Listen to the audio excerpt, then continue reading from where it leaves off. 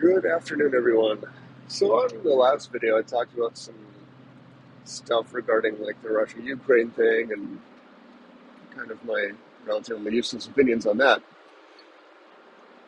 And it got me thinking about, war generally, or even not necessarily war, but like totalitarian governments and who are the victims there. And it's really easy for people, I think, when we think about the Russia-Ukraine thing, we blame Russia. Well, it's not Russia, it's the Russian government. It's Vladimir Putin and all of the people that follow him. But who it isn't is Russians. There's plenty of Russians, of course, that are on board with what their government's doing, and I think you'll find that in most places. But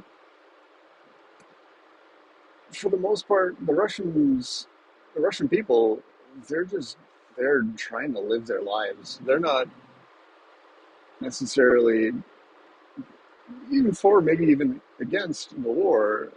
They just, they're trying to make a living. They're trying to feed their family. They're trying to go about their lives and just do what they want to do. And what their government is doing is not necessarily representative of what these folks want or what they believe. And certainly, we've seen some protests over there with folks saying, "Hey, we don't want this." But for even the ones that are okay with it, it's not their fault that their government is doing these terrible things. And I've heard ridiculous stories too. Of this always happens in New York for some reason. People in New York victimizing you know Russian immigrants or even just people who are ethnically Russian for, like, not necessarily hate crimes, but just to be jerks. And I don't understand that. The same sort of things that happened during the pandemic with people targeting Asian people, like Asian people had anything to do with the virus. It's bizarre to me. It makes absolutely no sense. And then when it comes to war, again, it's not the fault of the people in these countries. It's their government that you should be angry at. Another great example is North Korea. The North Korean people are almost to a person victims of the North Korean government.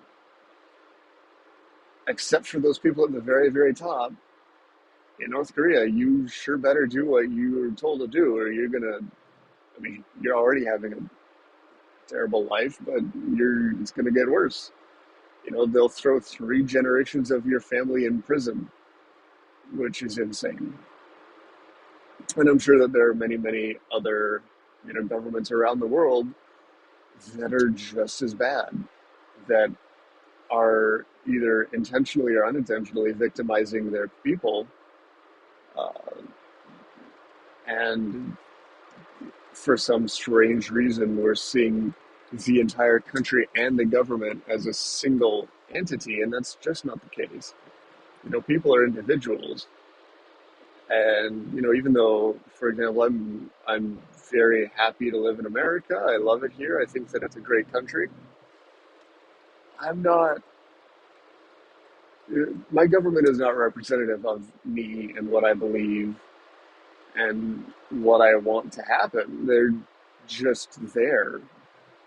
And there's very little that I, as an individual, can do about that.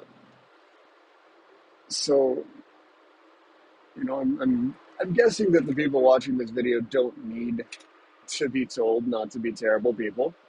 But just in case you do, don't be terrible people.